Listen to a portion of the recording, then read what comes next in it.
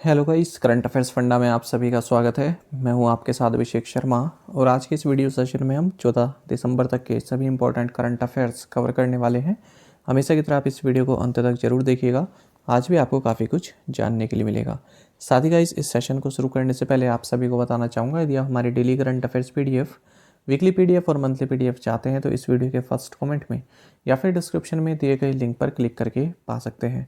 साथ ही आप Google play store से करंट अफेयर्स फंड ऐप को भी इंस्टॉल कर लीजिए, क्योंकि जो भी हमारा PDF मटेरियल है जिसमें आपको करंट अफेयर्स के साथ साथ स्टैटिक जीके भी प्रोवाइड कराते हैं, ये सभी मटेरियल आपको हमारी करंट अफेयर्स फंड ऐप पर ही उपलब्ध हो पाएगा।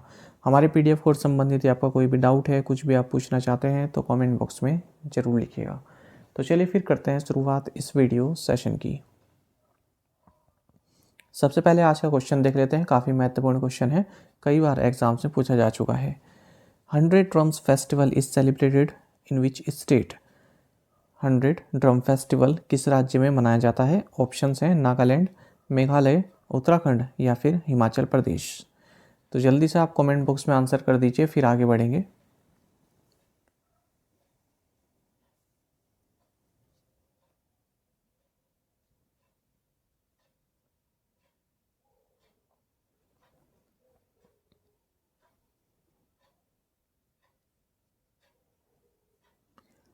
Where did the first meeting of the G20 finance track agenda under the G20 presidency take place?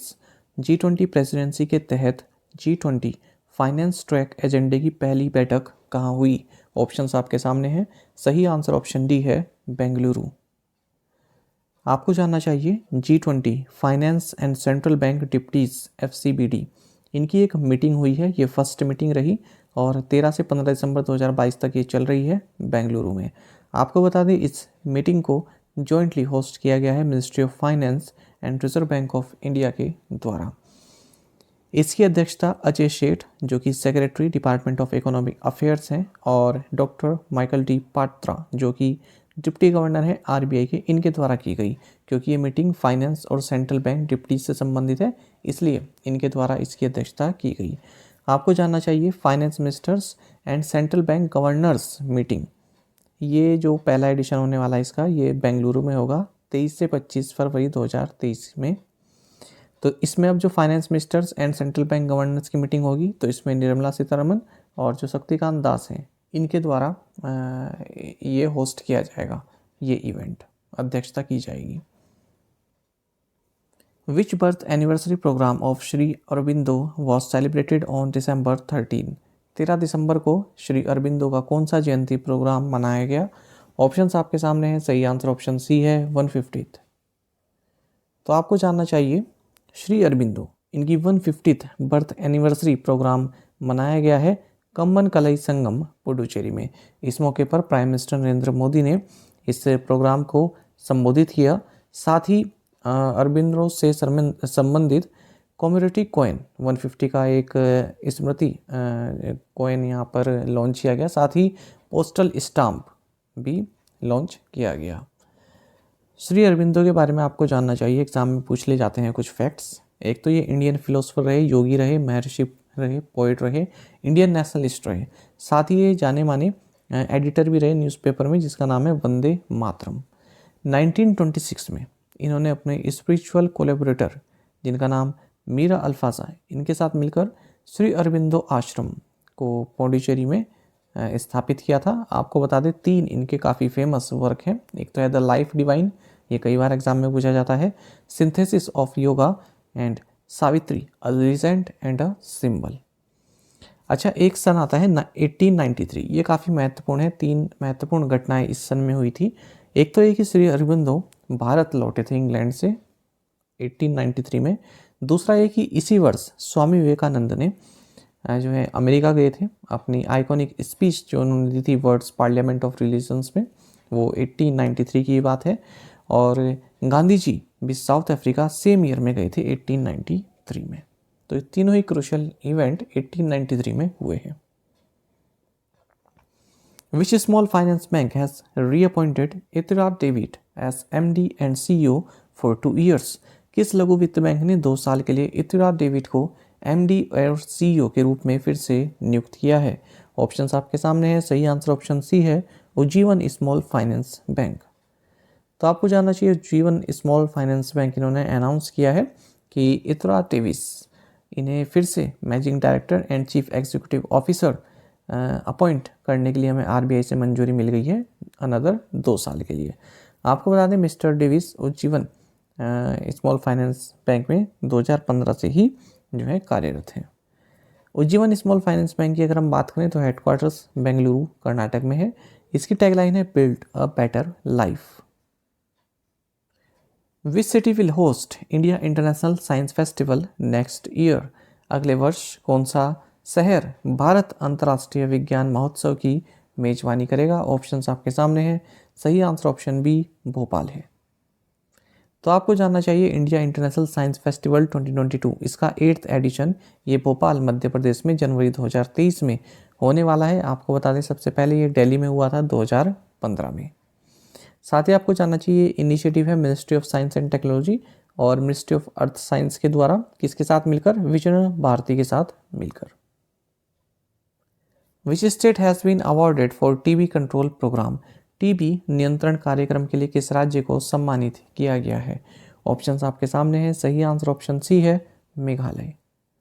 तो आपको जानना चाहिए मेघालय गवर्नमेंट जिन्होंने जन आंदोलन यानी कि पीपल्स मूवमेंट अडॉप्ट किया है अगेंस्ट ट्यूबरकुलोसिस, इन्हें best practice in advocacy communication and social mobilization in tuberculosis control, ये अवार्ड इनको दिया गया है। इसके लिए कहाँ पर? National workshop on ACSM to end TB in India.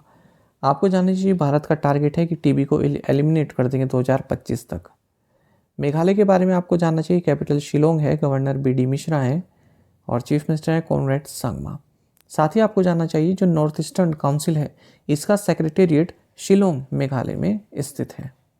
तो ऐसा क्वेश्चन भी बन जाता है कि नॉर्थ ईस्टर्न काउंसिल का सेक्रेटेरिएट किस शहर में स्थित है? सही आंसर शिलोंग होगा।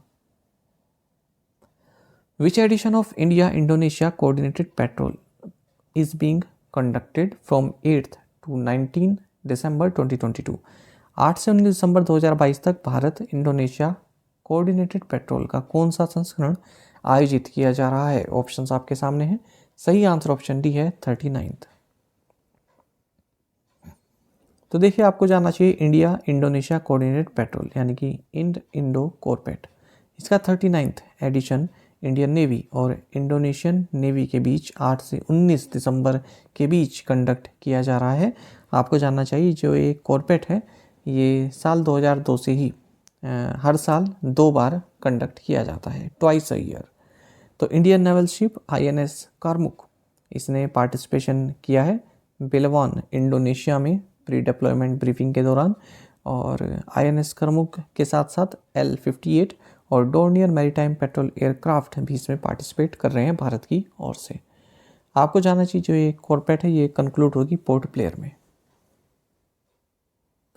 Parliament has passed the Energy Conservation Amendment Bill 2022 that amends the following act. संसद ने ऊर्जा संरक्षण संशोधन विधेयक 2022 पारित किया है जो निम्नलिखित अधिनियम में संशोधन करता है। तो किस अधिनियम में संशोधित करता है? सही आंसर ऑप्शन बी है एनर्जी कंजर्वेशन एक्ट 2001। तो देखिए पार्लियामेंट ने हाल ही में एनर्जी कंजर्वेशन अमेंडमेंट बिल 2022 को पास कर दिया है। ये बिल एनर्जी कंजर्वेशन एक्ट 2001 को अमेंड करता है और सेंट्रल गवर्नमेंट को एम्पावर करता है to specify a carbon credit trading scheme.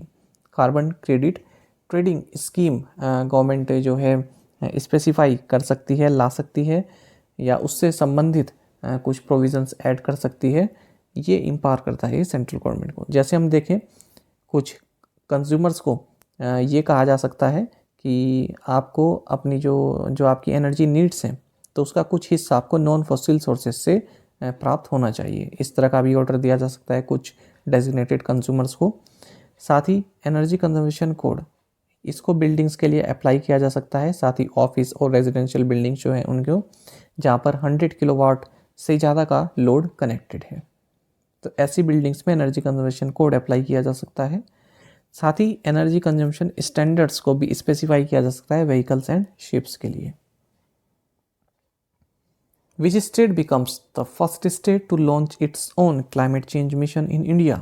कौन सा राज्य भारत में अपना स्वयं का जलवायु परिवर्तन मिशन शुरू करने वाला पहला राज्य बन गया है?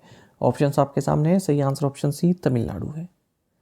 तो आपको जानना चाहिए तमिलनाडु के चीफ मिनिस्टर के स्टालिन, इन्होंने Tamil Nadu climate change mission launch किया है ताकि जो नेचुरल रिसोर्सेज हैं राज्य में उनको प्रोटेक्ट किया जा सके। इसी के साथ तमिलनाडु पहला राज्य बन गया है हमारे देश में जिसने अपना खुद का क्लाइमेट चेंज मिशन लॉन्च किया है ताकि तमिलनाडु को क्लाइमेट स्मार्ट स्टेट बनाया जा सके। आपको जानना चाहिए गवर्नमेंट ऑफ तमिलनाडु ने इंडिया का first Tamil Nadu green climate company establish की है, जो कि 3 मेजर नेचुरल कंजर्वेशन प्रोजेक्ट्स जो हैं तमिलनाडु गवर्नमेंट को इनको इम्प्लीमेंट करेगा, जैसे कि green Tamil Nadu mission, Tamil Nadu wetlands and Tamil Nadu climate change. आपको जानना चाहिए तमिलनाडु के सीएम स्टालिन ने महाकवि सुब्रमण्यम भारतियार, इनका स्टैचू भी इनोग्रेट किया है वाराणसी में। और साथ ही आपको जानना चाहिए सीएम स्टालिन ने सैनिटेशन वर्कर्स डेवलपमेंट प्रोग्राम इसको भी लॉन्च किया है तमिलनाडु में। तो ये सभी डेवलपमेंट्स तमिलनाडु से संबंधित हैं, आपको जाननी चाहिए। Which company announced plans to acquire 100% in Zywie ventures OZiva? किस कंपनी ने जायवी वेंचर्स ओजिवा में 100% अधिग्रहण करने की योजना की घोषणा की? सही आंसर ऑप्शन सी है, हिंदुस्तान यूनिलीवर। तो देखिए हिंदुस्तान यूनिलीवर लिमिटेड HUL जो कि कंट्री का largest fast moving consumer goods company है, इसने अनाउंस किया है कि हम जावाई वेंचर्स ओजिवा इसमें 100% इसको एक्वायर कर रहे हैं। 2 ट्रांचेस में, पहले में 51% एक्वायर करेंगे, दूसरे में 49%। अच्छा, इसी तरह के कुछ एक्विजिशन अगर हम देखें तो आपको जानना चाहिए कि UK बेस्ड फैशन हाउस है बोहू ग्रुप, तो ये भारतीय मार्केट में अपनी एंट्री करने वाला है मिंत्रा के थ्रू। FMCG मेजर मैरिको, इसने अनाउंस किया है कि इसकी जो सब्सिडरी है Marico south east Asia corporation, ये एक्वायर करेगी Vietnam based beauty X corporation को। साथ ही Jindal steel and power limited, इन्होंने एक्वायर किया है मोनिट पावर को 410 करोड़ रुपए में। Which country launch the first ever Arab built lunar spacecraft? किस देश ने पहली बार अरब निर्मित चंद्र अंतरिक्ष यान लॉन्च किया? सही आंसर ऑप्शन ए है, UAE, संयुक्त अरब अमीरात। तो जानिएगा स्पेस एक्स फाल्कन 9 रॉकेट, इसने हाल ही में first ever Arab built lunar spacecraft इसको स्पेस में लेकर गया है। ये स्पेस एक्स का फाल्कन 9 रॉकेट, आपको बता दें ये जो लॉन्चिंग हुई ये cap Canaveral space force station Florida से हुई है। आपको जानना चाहिए रोवर का नाम है राशिद, किसके नाम पर रखा गया है? जो दुबई के फॉर्मर रूरल रहे हैं लेट शेख राशिद अल सईद, इनके नाम पर इस रोवर का नाम रखा गया है। और आपको बता दें जो राशिद रोवर है इसको दुबई के मोहम्मद बिन राशिद स्पेस सेंटर द्वारा बनाया गया है यूनाइटेड अरब अमीरात में। और आपको ये भी जानना चाहिए कि इसका जो लैंडर है इसका नाम है हाकुतो आर।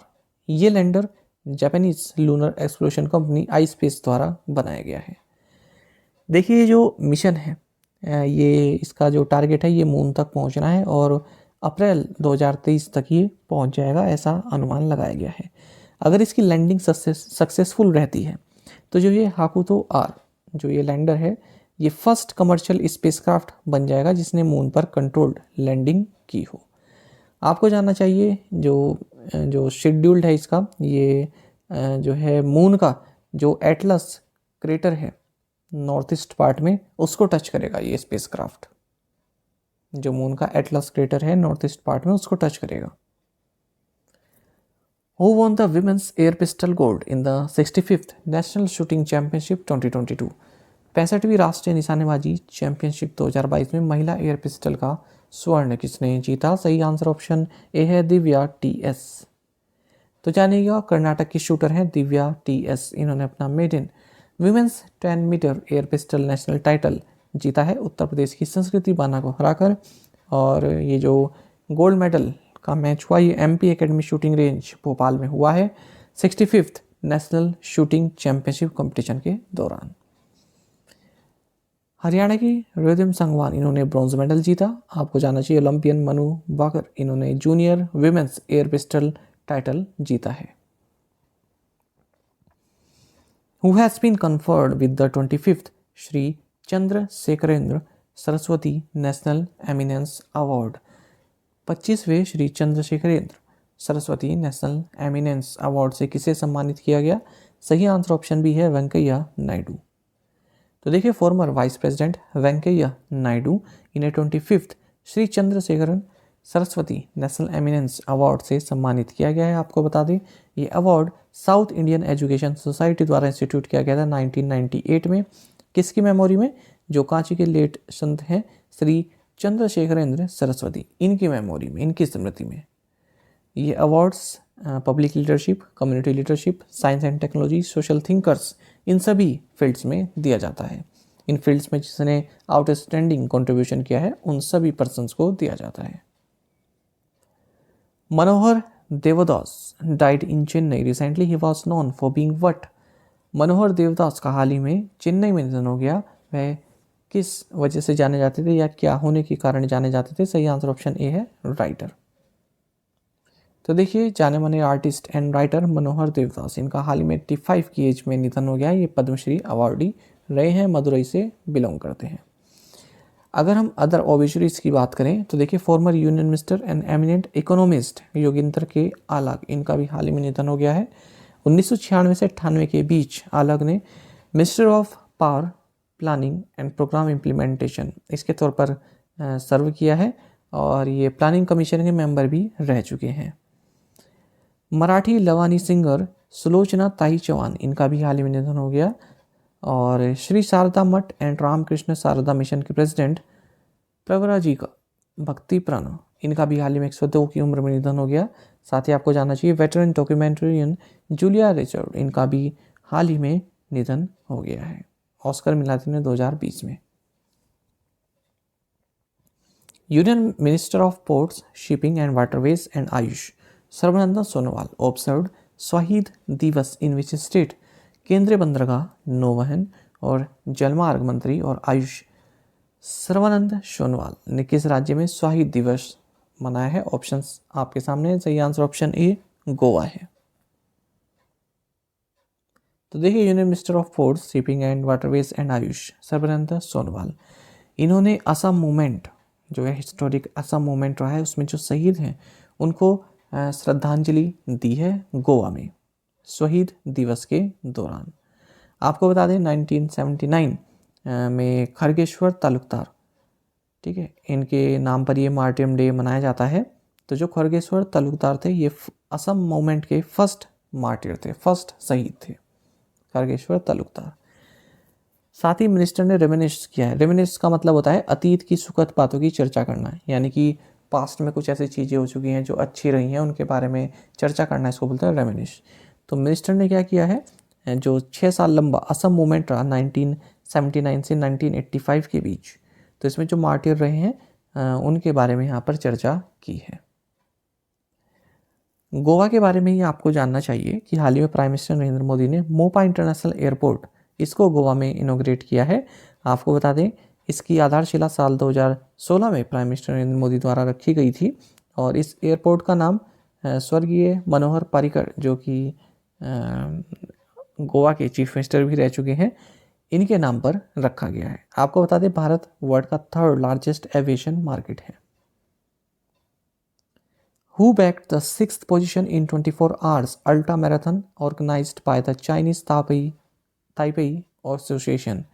चीनी ताइपेई एसोसिएशन द्वारा आयोजित 24 आवर्स अल्ट्रा मैराथन में 6ठा स्थान किसने प्राप्त किया? सही आंसर ऑप्शन डी है अमर सिंह देवंदा।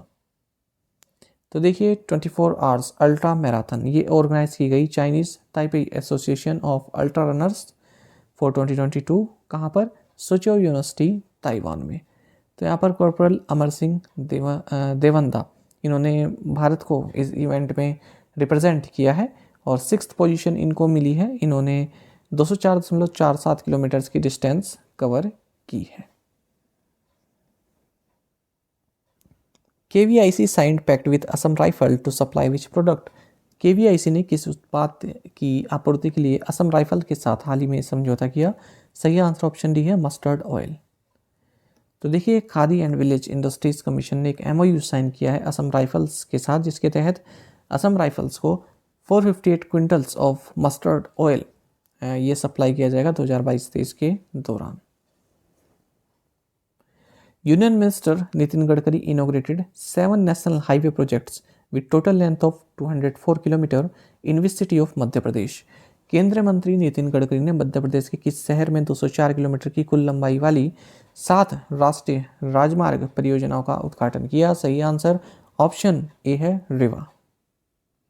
तो देखिए, union minister for road transport and highways Nitin Gadkari, इन्होंने रीवा मध्य प्रदेश में 7 नेशनल हाईवे प्रोजेक्ट्स जिनकी कीमत 2444 करोड़ रुपीस है और लेंथ 204 किलोमीटर है, इसको इनोग्रेट किया है। आपको जानना चाहिए, नितिन गडकरी ने मध्य प्रदेश का फर्स्ट 1600 करोड़ रुपए का 6 लेन ट्विन टनल 2.28 किलोमीटर लेंथ और 13 किलोमीटर 4 लेन बाईपास, इसको भी इनोग्रेट किया है रीवा मध्य प्रदेश में। आपको बताते हैं, इंडिया का फर्स्ट एक्विडक्ट यानी कि कृत्रिम जल सेतु है, जिसमें नीचे तो टनल है और बाणसागर कैनाल इसके ऊपर है। Jindal stainless has partnered with which of the following to set up 300 megawatt renewable energy project for its Jajpur Odisha facility. Jindal stainless ने अपनी जाजपुर उड़ीसा सुविधा के लिए 300 मेगावाट नवीकरणीय ऊर्जा परियोजना स्थापित करने के लिए निम्नलिखित में से किसके साथ भागीदारी की? सही आंसर ऑप्शन डी है रेन्यू पावर। तो देखिए, जिंदल स्टेनलेस ने यहाँ पर रेन्यू पावर के साथ एक पार्टनरशिप की है जिसके तहत 300 megawatt renewable energy project setup किया जाएगा जाजपुर उड़ीसा में। रेन्यू पावर की बात करें, हेडक्वार्टर्स गुरुग्राम में है, फाउंडर हैं इसके Sumant Sinha. India and which country signed a joint declaration of intent on migration and mobility? Bharat और किस देश ने प्रवासन और गतिशीलता से साझेदारी समझौता की संयुक्त घोषणा पर हस्ताक्षर किए हैं? सही आंसर ऑप्शन सी है फिनलैंड। तो देखिए, इंडिया और फिनलैंड ने 13 दिसंबर को एक जॉइंट डिक्लेरेशन साइन किया है, किससे संबंधित? Intent on migration and mobility. इसी तरह का एक MOU हाल ही में जर्मनी के साथ भी हमने साइन किया था। होते रहते हैं इस तरह के MOU साइन। फिनलैंड की अगर हम बात करें, कैपिटल हेलसिंकी है और करेंसी है euro. Prime minister Narendra Modi inaugurated Maharashtra Samruddhi Mahamarg in which city? PM Narendra Modi ने किस शहर में महाराष्ट्र समृद्धि महामार्ग का उद्घाटन किया? सही आंसर ऑप्शन बी नागपुर है।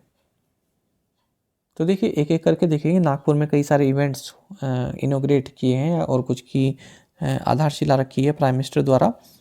तो देखिए, प्राइम मिनिस्टर नरेंद्र मोदी ने फेज 1 ऑफ हिंदू हृदय सम्राट बाला साहेब ठाकरे महाराष्ट्र समृद्धि महामार्ग, इसको इनोग्रेट किया है नागपुर में, जो कि 520 किलोमीटर्स की डिस्टेंस कवर करता है और नागपुर को शिरडी से कनेक्ट करता है।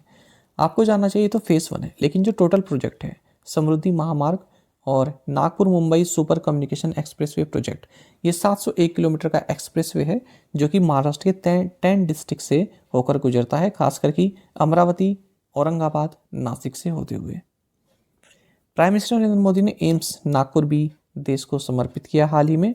प्राइम मिनिस्टर ने नागपुर मेट्रो फेज 1 भी देश को समर्पित किया है और नागपुर मेट्रो फेज 2 की आधारशिला भी रखी है कापरी मेट्रो स्टेशन पर। आपको जानना चाहिए, प्राइम मिनिस्टर ने नागपुर और अजनी रेलवे स्टेशंस के रीडेवलपमेंट प्रोजेक्ट की आधारशिला भी रखी है। तो नागपुर रेलवे स्टेशन की 590 करोड़ और अजनी रेलवे स्टेशन की 360 करोड़ रुपए की लागत से रीडेवलपमेंट किया जाएगा। प्राइम मिनिस्टर ने वंदे भारत एक्सप्रेस को भी हरी झंडी दिखाई है, जो कि नागपुर को बिलासपुर से कनेक्ट करेगी। तो कहाँ पर हरी झंडी दिखाई गई है? नागपुर रेलवे स्टेशन के प्लेटफॉर्म नंबर 1 से। आपको बता दें, नागपुर जो कि विंटर कैपिटल है महाराष्ट्र की, इसको कनेक्ट किया जाएगा रायपुर जो कि कैपिटल है छत्तीसगढ़ की, और छत्तीसगढ़ की एक और सिटी बिलासपुर, इन दोनों से कनेक्ट किया जाएगा नागपुर को। किसके द्वारा? वंदे भारत एक्सप्रेस के द्वारा। आपको बता दें, 6th वंदे भारत ट्रेन है जो इंट्रोड्यूस की गई है देश में। साथ ही PM ने national institute of one health Nagpur, इसकी भी आधारशिला रखी है।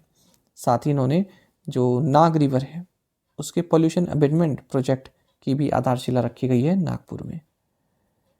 प्राइम मिनिस्टर ने central institute of petrochemicals engineering and technology यानी कि CIPET चंद्रपुर, ये भी राष्ट्र को समर्पित किया। साथ ही centre for research management and control of haemoglobinopathies Chandrapur, इसकी आधारशिला रखी है।